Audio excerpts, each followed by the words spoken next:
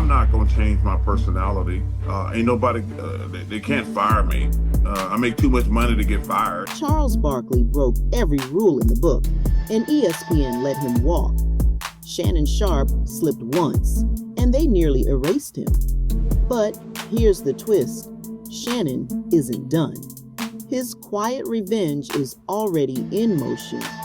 While Barkley flexes his $210 million contract, Sharpe is playing the long game, building his own media empire, letting public opinion do the dirty work, and making moves ESPN can't control. He's not yelling, he's not clapping back, he's winning silently. And the more you look behind the scenes, the clearer it becomes. This isn't just about two TV personalities, it's about power, protection, and a system that finally got exposed.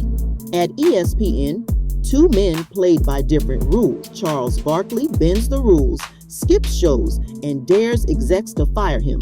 Shannon Sharpe, he gets tangled in scandal and is swiftly pushed aside. What's really going on behind closed doors? This is the story of two men, one network, and the ruthless power dynamics that decide who stays and who disappears. In a bold move that's shaking up sports media, Charles Barkley made it crystal clear he's not playing by ESPN's game. Despite the network's massive investment and expectation, he is refusing to conform. He flat out rejected regular appearances on ESPN staples like First Take, Get Up, or SportsCenter. And when it comes to talking about NBA hot topics like LeBron James, he's drawing a line. Barkley told Outkick that he's tired of the same old media cycle and won't waste time debating stars like LeBron, Aaron Rodgers, or Brett Favre daily. For most personalities, challenging a media giant like ESPN would be career suicide, but not for Barkley. His massive contract and towering popularity give him the freedom to say what others won't. Instead of towing the company line, he's throwing punches, and ESPN can't afford to punch back. And if you're the kind of viewer who wants the real story behind the headlines, no filters, no fluff, hit that like button and subscribe. We're just getting started.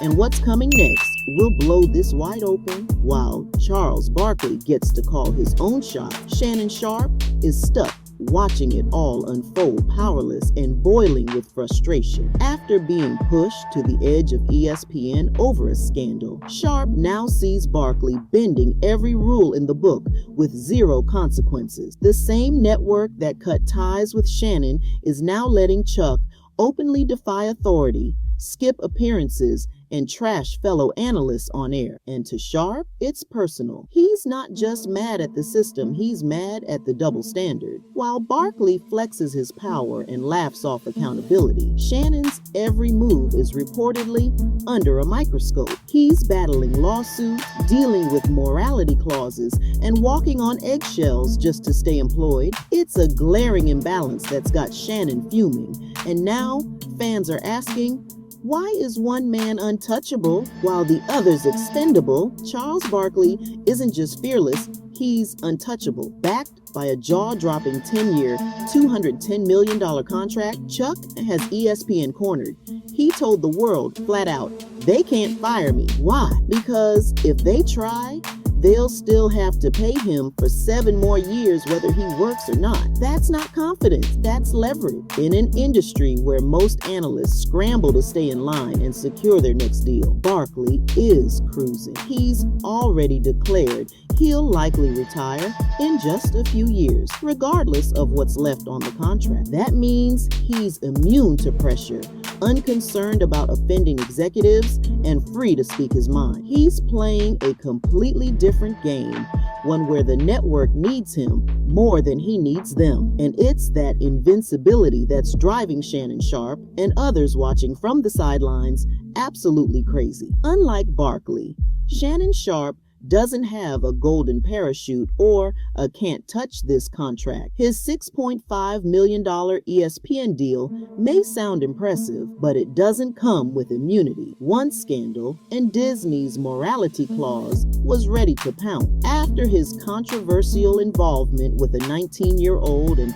past allegations of misconduct, Shannon's place at the network became shaky. Now, he's only appearing on First Take 2 days a week, while rumors swirl that his ESPN future is already sealed. The network reportedly took his legal issues very seriously, and insiders claim he may already be unofficially banned. Meanwhile, Barkley insults colleagues, refuses assignments, and still walks tall. Sharpe, on the other hand, is walking on eggshells, knowing one more misstep could send him out the door for good. It's not just a double standard, it's a different league. Behind the polished image of ESPN lies a brutal legal trap, the Disney morality clause. It's vague, it's powerful, and it's what made Shannon Sharpe's position nearly impossible to protect. The clause gives Disney the right to terminate anyone whose behavior brings public disrepute, humiliation,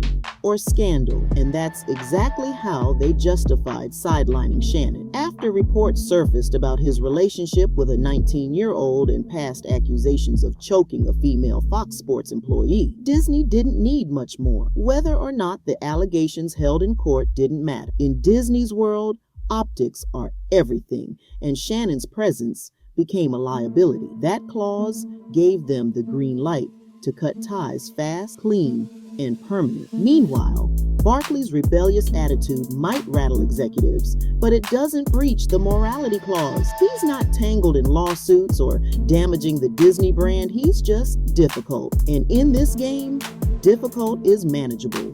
Scandal isn't. Shannon's downfall wasn't just about bad decisions. It was about stepping into a corporate structure built to eject people like him at the first sign of trouble. And now he's learning the hard way. In Disney's world, image isn't everything. It's the only thing. Charles Barkley isn't just bending ESPN's expectations, he's snapping them in half. He's publicly dismissing network talking points, mocking analysts like Kendrick Perkins, and refusing to participate in flagship shows like Get Up or First Take. Most talent would be shown the door for a fraction of that. But Barkley, he's thriving. He openly laughs at ESPN's obsession with the Lakers and boldly tells them what he won't do, and instead of punishment, he gets applause. Why? Because ESPN simply can't afford to lose him. His star power, audience draw, and massive contract make him a high-maintenance asset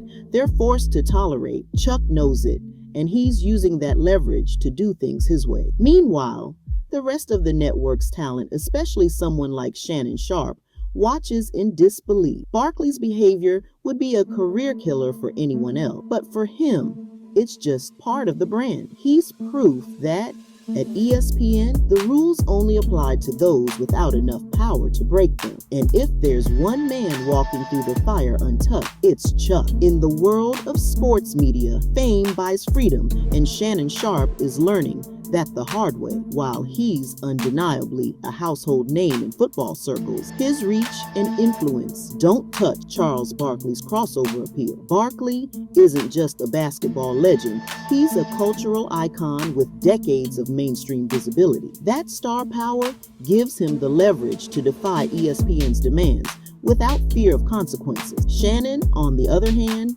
doesn't have the same buffer. His role on First Take, limited to 2 days a week, proves he's not seen as irreplaceable. Even though he earns $6.5 million annually, insiders say his presence doesn't move the needle enough to make ESPN protect him when controversy hit. Barkley can mock co-workers and dictate his workload because people tune in for him. Sharpe, however, still has to prove he belongs in the room. And when legal issues arise, the network sees him as more risk than reward. The reality is brutal. If you're not powerful enough to set your own rules, you're expected to follow everyone else's. And Shannon's quickly discovering that fame without influence means nothing when the network decides who stays and who goes. At first glance, the way ESPN treats Charles Barkley and Shannon Sharpe might look unfair, but it's not random, it's strategic. ESPN, owned by Disney, operates under strict brand guidelines designed to protect its image at all costs. That's where the morality clause comes in.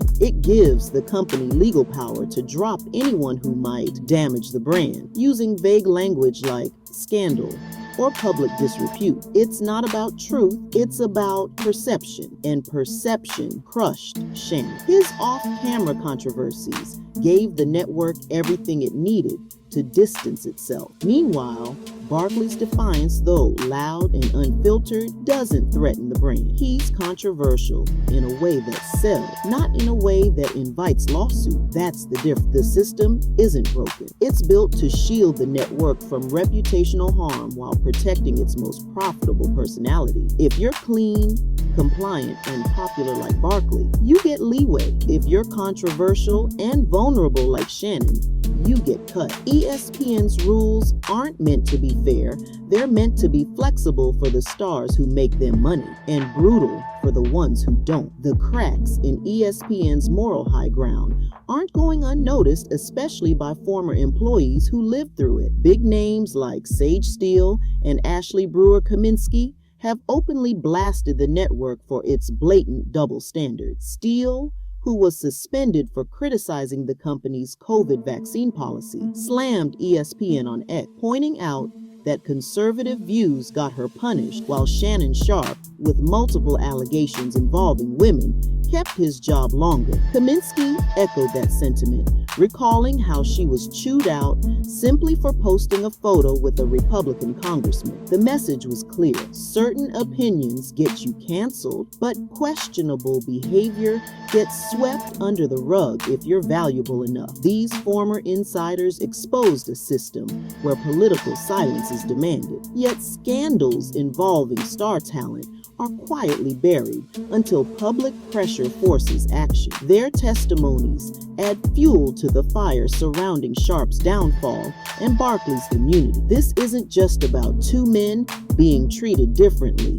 It's about a network that plays favorites, protects its golden geese, and punishes those without the same pull. The hypocrisy isn't subtle anymore. It's headline material. When Shannon Sharpe's future at ESPN started to crumble, even his biggest on-air ally, Stephen A. Smith, admitted it was no shock. In fact, Smith publicly said Shannon's removal was a blow to the show, but not a surprise. Why? Because Smith knows the game. He's been at ESPN since 2003 and understands exactly how Disney operates. He recognized that once Shannon's legal troubles and morality clause violations hit the radar, the writing was on the wall. Even with their chemistry on First Take and the boost Shannon brought to ratings, Smith didn't fight the inevitable because he couldn't. He knew ESPN standards weren't about talent or loyalty. They were about risk. Barkley might be a rebellious headache, but